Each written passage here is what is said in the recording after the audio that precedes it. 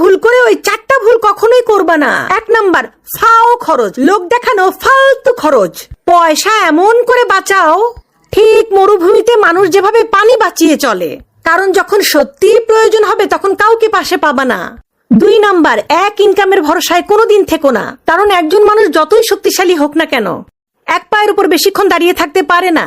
3 number, পুরো জীবন চাকরির পিছনে কাটিয়ে দিও না। সুযোগ থাকলে নিজের একটা ছোট করে ব্যবসা শুরু করে দাও, তাহলেই তুমি নিজের স্বপ্ন পূরণ করতে পারবে। 4 নাম্বার, ফালতু পার্টি লোক দেখানো বড় লোকই চাল, যত কম পারবা তত কম দেখাবা, কারণ মুখ দিয়ে বললেই ধনী হওয়া যায় না। ধনী হতে হয় নিজের পায়ের তলার মাটি শক্ত করে, কারণ এই সমাজে পরিশ্রম কারো চোখে পড়ে না, কিন্তু সবাই চলে আসবে দোষ দিতে। কোনো বড়সড় কিছু না করতে পারলে তোমার দোষ ধরা শুরু করে দিবে, আর যদি ভুল করে সাকসেস হয়েও যাও তখন টুস করে ট্যাগ লাগাই দিবে যে তোমার কপাল ভালো। তাই বলি, মানুষ গরিব হয় মানুষের ইনকামের জন্য না, মানুষের অভ্যাসের জন্য।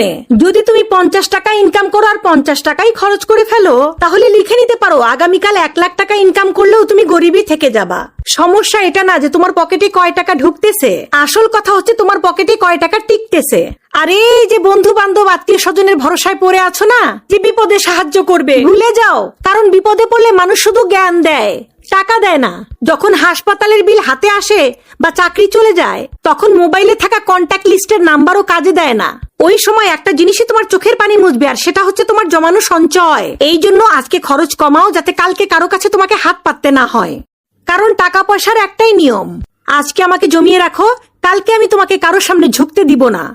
আরে পয়সা থাকলে বাবা মাও আপন হয়, আর পয়সা না থাকলে স্বামী স্ত্রী সন্তান কেউ দাম দেয় না, কারণ এই সমাজে টাকার কোনো মুখ না থাকলেও টাকাই কথা বলে।